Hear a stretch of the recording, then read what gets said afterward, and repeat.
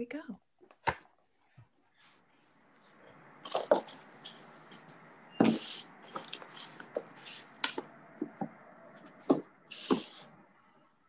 Hi there. Hi, everyone. We're going to wait a few minutes for our attendees to join us. Welcome if you are here for a discussion on poetry with the incredible James Cagney. You're in the right place. So come on in. While I will get some business out of the way while much of our group enters today. Thank you for joining us at Alta Live, the digital event series that we do here at altaonline.com. I'm Beth Spotswood, Alta's digital editor, and today I am very excited to welcome poet James Cagney. James is the author of Black Steel Magnolias and the Hour of Chaos Theory and 2 original poems that appear in the current issue of Alta. He will read some of his work for us today, which I'm very excited about, and you should be too. He is just an incredible poet and poetry reader, so I'm excited for that. And he'll be in conversation with noted poet and Alta contributor Matthew Zapruder. James and Matthew will chat for about 25 minutes, and then we're going to get to your questions. So please pose them in the Q&A button below, or if you're more comfortable, pose them in chat. Matthew's going to invite me back at the end of their talk, and we are going to get to as many of your questions as we can. This conversation today is being recorded and will be posted on altaonline.com later today. If you've registered for this, I've got your email, so don't worry. I will shoot you a link to this conversation as well as links to James' work, Matthew's work, and anything else they talk about today. I'll be taking copious notes throughout their discussion. So don't worry, I've got you covered with all of those links. For anyone who's new and unfamiliar with Alta, we are a quarterly magazine focused on California and the West. We host events like this and celebrate poets, creators, innovators, writers, and incredible people like James and Matthew. So I hope that you enjoy what we do. With that, I'm gonna get lost, return at the end with your questions, and turn it over to James and Matthew. Thanks, Beth, and thanks to Alta. It's a great publication, and it's been such an honor to be associated with them. And I'm really just so happy to be here with James. I'm a huge fan of James's work. I don't believe we've ever met in person, but I just absolutely love his poems and think he's just so great. And so I'm just going to briefly introduce him, and then I've asked him if he wouldn't mind reading a poem just to get us started, because I think we'd all really enjoy that. And yeah, just assemble your questions and we'll look forward to hearing them too. But I have a whole bunch of them for James that I'm going to get to. So yeah, so anyway, James's book, which is a beautiful book, Black Steel Magnolias and the Hour of Chaos Theory. It won the 2019 Penn Oakland Josephine Miles Award. James, have you ever been to Josephine Miles's house in Berkeley? Do you know? I have not. No, I haven't. I was there one time and she had multiple copies of a book of hers, and I stole one of them. Oh, right on. This is my confession right now that I'm telling that's good thievery, I would say. Yeah, but James is a poet from Oakland. He's born and reared in Oakland, if I'm not mistaken, and was raised an only child. But when he was 19, he was told he was adopted. And no, that's a lot of the subject of his poems, and we'll get to that or whatever. And he's been reading and writing poems for a long time, and is a Cave Canem Fellow, and has performed all over the Bay Area and all over the West Coast. And yeah, is just one of our great voices of the West Coast, of the Bay Area, and frankly, just of America right now in poetry. And I'm just super thrilled to be here with him. And yeah, so James, would you mind just starting us off with a reading of I'm Adopted, or if you're feeling that? Or if done deal. It's I Am Adopted. Here is the poem. I am adopted. I am carrier of all stories and owner of none. At my birth, there were no storks, just an armada of perch and sunfish guiding me naked, unmoored down river on driftwood. The name of that river, flush with butterfat free-range babies astride floating trunks like a colony of frogs, was never said, just this. The tale of how I came to be in your family, without love's drunken regret or teenage impropriety, but rather a fishing trip where the big one was me, as huge a surprise as a tsunami. Imagine Plato, a glitter in Vegas, or touring the Chitlin circuit as a stand-up. This is how my truth was revealed, couched in a drunken comics aside. I am the conjured one, and my life story is his big closer. Think it's easy making this shit up? Try inventing a real life. You are a reflection of every previous face and posture. You are a reflection of every memory recalled, every shot of generational juice exchanged. I am the dust on your mirror. I am the crumpled receipt in your purse. I am adopted, from the Latin word meaning to pencil in, to opt for. I am carrier of the virus of story. Along the fault lines cracking my heart are inherited memories like viral jingles for products they no longer make. You are my cousin, my brother, my niece. Yet I apologize that every time I see you, I must renew my vows. I hold the stories your ancestors are too busy with death to explain. If you can put your phone away long enough, I can recite their ungooglable stories, stories you'll soon learn the hard way. I knew your grandparents and I ushered their funerals. I collected empty bourbon bottles during their bid whist games. I can remember them planting the fruit trees crowning your yard. I can remember your Aunt Effie saying, you can hollow out the people, but they still carry the seed.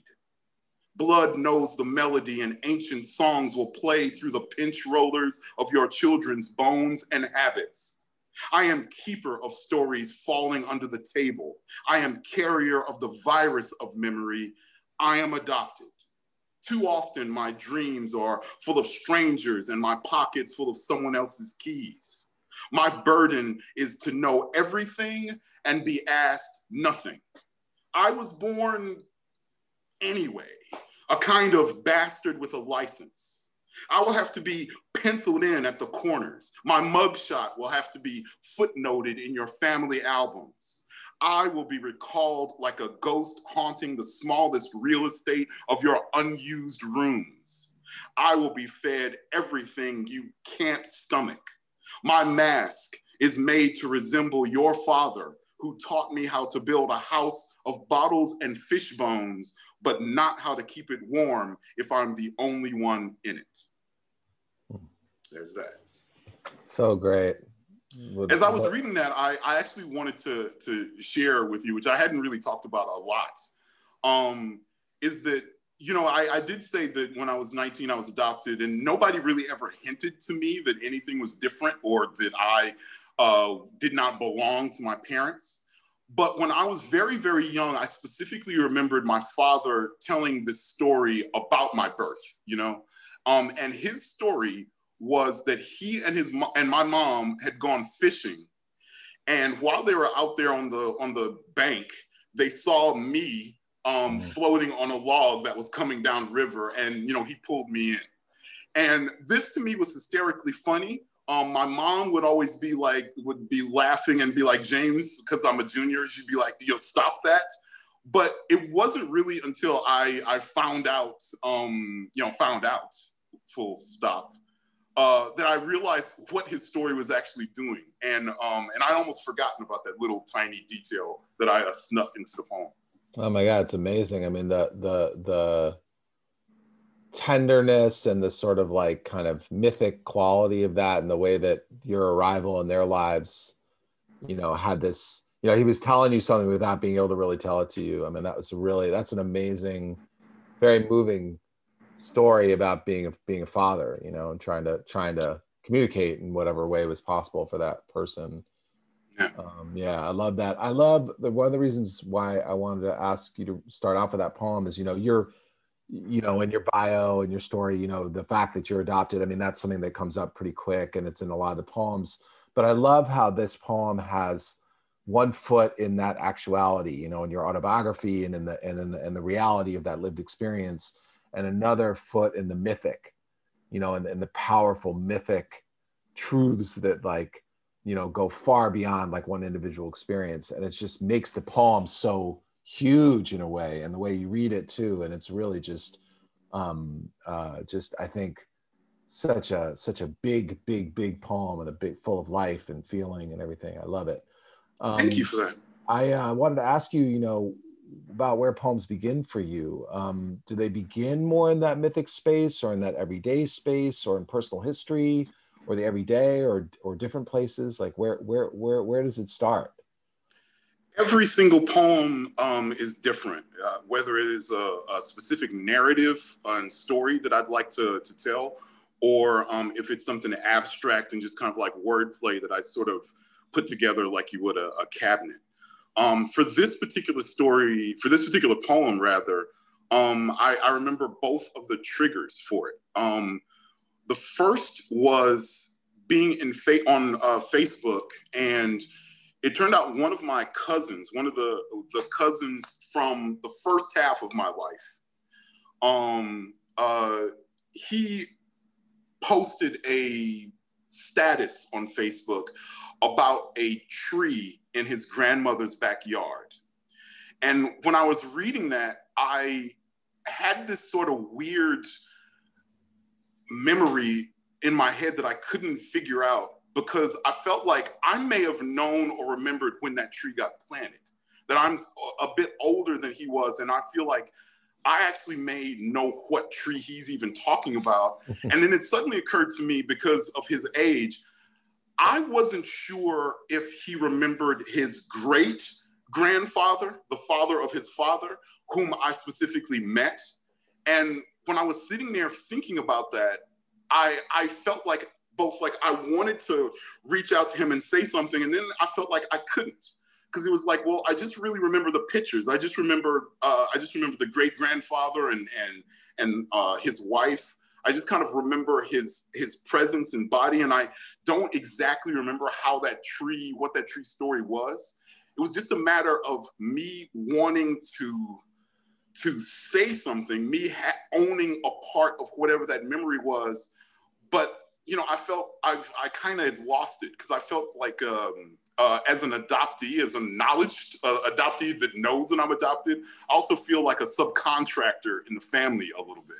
I feel like I have memories, but I just, honest to God, don't know what to do with them, you know? Mm-hmm. Yeah, I mean, I can feel that huge longing, like that distance, that absence, you know, and the poems kind of rush into it. It's almost like they're drawn in, like something is drawn into a vacuum, you know, speech. And it's like there's such a vast space that they continually enter into experience, imagined history, imagined other lives. And it's like it's a physical feeling when you're coming along with the poems as a reader. I feel like, to be drawn into that space as you are drawn in as a thinker and dreamer and remembrancer, as Whitman says, remembrancer. Yeah, and I love that about that tree that you think you remember, or you think you know that tree. I want to talk a little bit about, or ask you a little bit about the West Coast and being a Bay Area poet, and your lineage.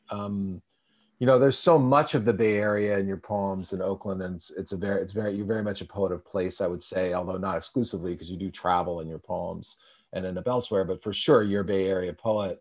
But your poetry is stylistically, I feel like, so universal. You know, it's like it's got a lot of different elements in it, and seems to come from all sorts of different traditions and places. And I certainly wouldn't associate you in particular with a Bay Area poetic tradition like language poetry or the beats or whatever. But how do you think of your lineage as a poet?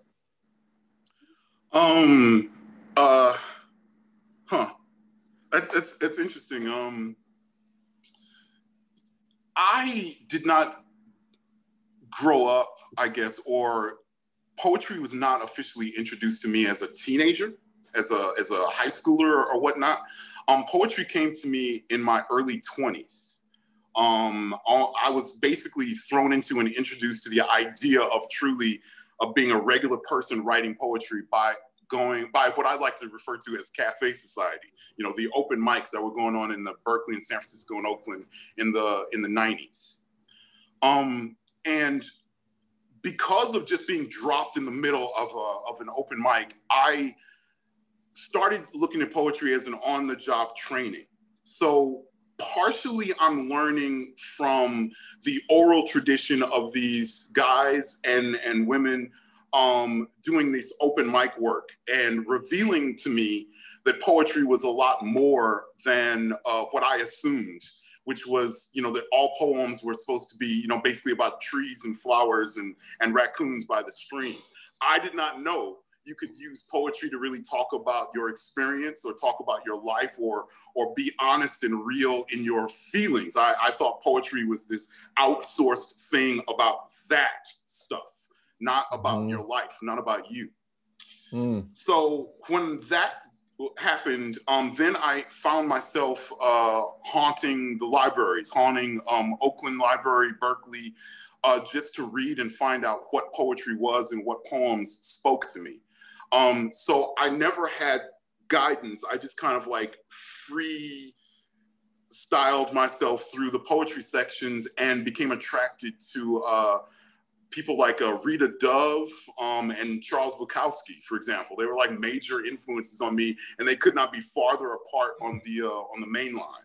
I was drawn to Sylvia Plath and Lucille Clifton, you know, and it's sort of like, and I guess the years and the mixture of just sort of like reading this material, listening to what the people I was listening to at the open mics, which was a combination of a generation from the Beat generation, combination of older Berkeley hippies, respectfully, as well as members of the Black Panther Party, when I eventually found very African-American centered poetry events and just a wide variety of people and stuff. All of the main open mics that I would attend in the Bay Area in the 90s was just extraordinarily far apart. All rooms were barely related to one another. And I guess for myself, I did not see a specific audience that I wanted to reach or any specific thing I wanted to represent.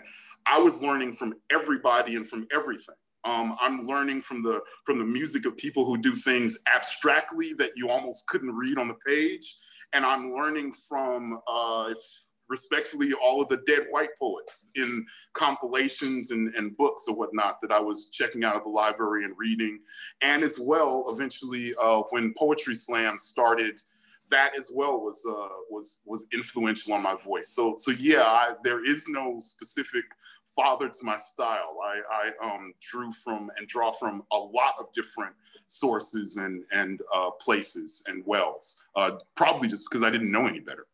No, it's a perfect poetic education. It's really like, and you can see that, you know, the heterogeneity, and I think the ease with which you move from like, you know, like I would say like a kind of pretty, you know, autobiographical, like anecdotal style where you're just sort of talking about, you know, what's happened or whatever, and then suddenly there'll be an image that's, you know, definitely I see Plath's kind of like almost violent imagery sometimes, and then you might even dip at times into surrealism. And then there's an oral quality to the poems. They'll sometimes sound like stuff you would hear just in in a coffee shop or on the street or in your family dining room or whatever. And like all the diction level and just like the different things that are happening. And that's one of the most exciting things about reading your poems is like their heterogeneity and their kind of like, and I think that the spirit of welcoming is in there. Like the it's a kind of generosity of form, I guess I would say. And speaking of form, I was wondering if we could just talk about that briefly. I mean, there's a lot of different forms in this, sometimes big sprawling poems all over the page and sometimes tighter stuff and sometimes stanzaic forms and even a few like sort of, you know, kind of almost pretty formal poems that I'm like, for instance, on page 85 of the book, there's that poem Private Boxes, which has like, it's very interesting because it's like sort of banging around doing all these different things. Then you slip into this almost like this dirge where you repeat a certain word at the end. And then right after that, the next poem in the book is this sort of broken pantoum And it's like a really, like, I wonder if just, I mean, I just sort of selfishly kind of want to hear you talk about form and how that comes to you, like where it comes to you in the process and how you think of it, you know? Sure, and this is good to talk to you too as a poet about that, because for a long time in my development, I was sort of, I don't know what the word here is, bored / frustrated by the concept of form. To me, form is kind of mathematical. And when I'm asked, or when I try to write, like when Prince died, my fantasy was to write a crown of sonnets.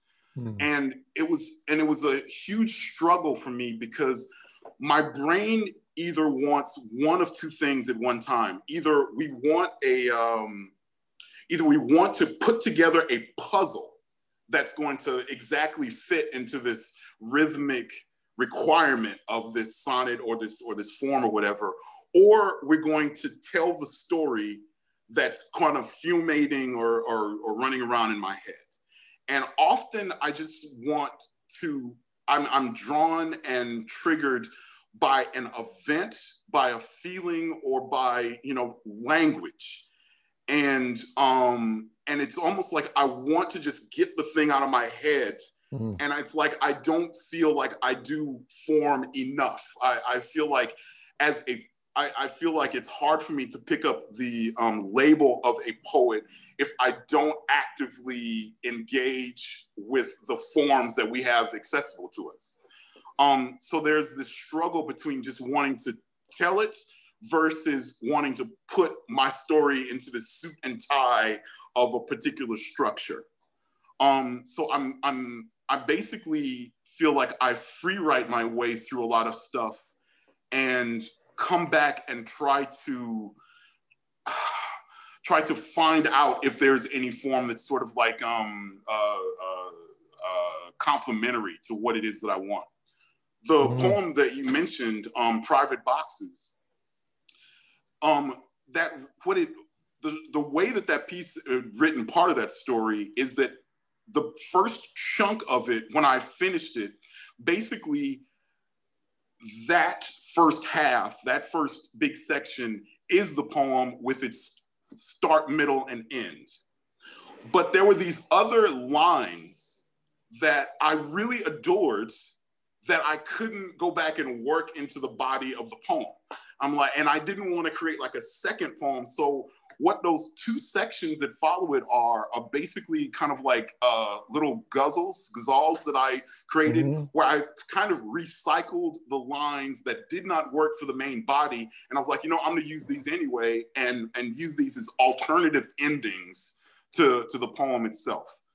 So stuff like that was a good help. But I feel like as a poet, I need to do more calisthenics with form, because I don't play with that a lot, and I feel kind of personally guilty about that. Okay. As a poet for yourself, do you actually actively look for or utilize form? Or is form kind of accidental as you're writing?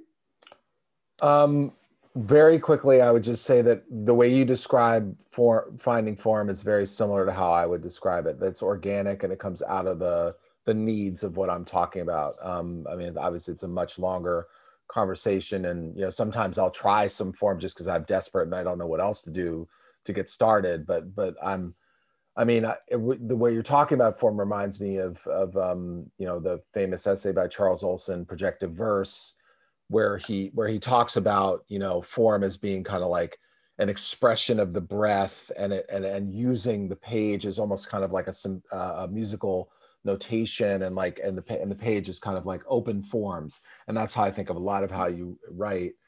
Just for the audience, James mentioned the ghazal, which is a Urdu, well, I don't know if it's originally Urdu, but often written in Urdu form, which is in couplets, and it's the end of the couplet, the end of the second line of each stanza ends with a repeating phrase of some kind. And then in the traditional form, you're supposed to mention your name in the second to last line of the poem. But it's like a kind of like it lends itself to song and repetition or whatever. So the cool thing about that poem of James is like it's got this kind of open form thing going on at the beginning, and then it clicks into this more song-like, dirge-like, beautiful repetition. And so it's really like a great effect. And that's why I asked about it. But yeah, no, the way you talk about form is probably a more articulate way than I would, the same ideas, but yeah, definitely. I don't know, Beth, I mean, I was gonna ask James if he wouldn't mind reading proof from the issue of Alta, but I was supposed to call you back, I think. Now, is that right? Read proof. Yeah, I love that poem, so maybe we can read that. And then if there are any questions, great. And if not, I got plenty more, so. Done deal. This is called Proof from the copy of Alta. Proof. My body has a legend, he says mid-story, and wipes his mouth.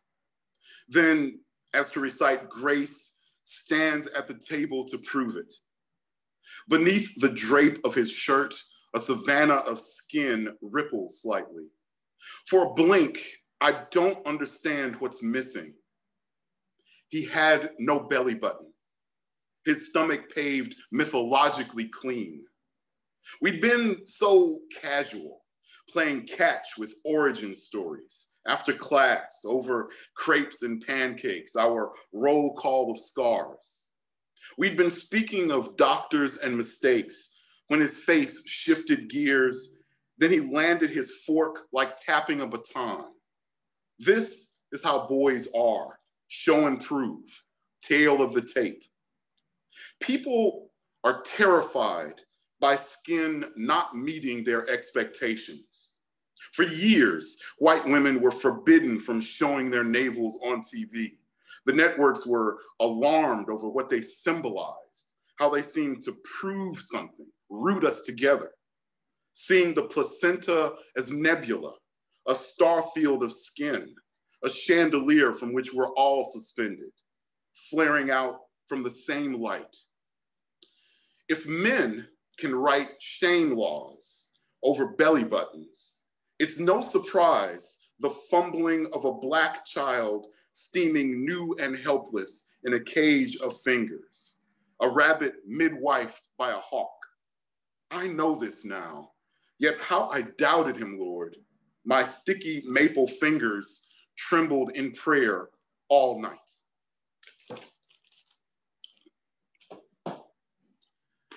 And that I would dedicate to my friend Anthony, wherever he is. Much love and respect to you, bro.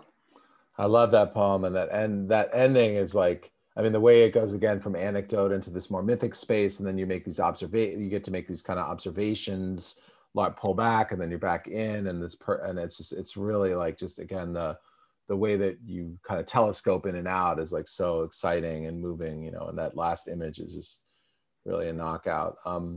Beth, I love it. Beth, I don't know, do you want to hop in, or how are we doing? You guys are doing great. I'm really just sitting here like this, like just love it. One question I have is, how did you come up with it? Can you explain the title of your book, James? Yeah, you're sitting down, right? Yes. The title of the book is a poem in and of itself.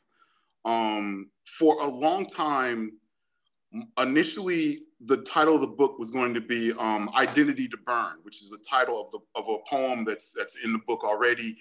And that title bored me. When the poem Blood Strangers appeared, I thought, that would make an effective title for both the book and my sort of story. And when that poem was written, a friend of mine pointed out to me, who also had experience in adoption, that there was a book that existed that had that title. It was more technical. It was more of a different kind of book, but yet and still. I didn't want the title to feel like a doctorate thesis, some kind of obligation or something like that. So the title to me is me specifically. It's kind of like a mixtape of things that don't quite belong together. And that is how I feel. When I think of that title, I almost see, Dolly Parton and Julia Roberts from, Black Steel Magnolias dressed up as S1Ws behind Public Enemy. you know, because Black Steel in the Hour of Chaos is a Public Enemy album. And I mixed these weird things up together because I feel like a mix up of a lot of different elements and things.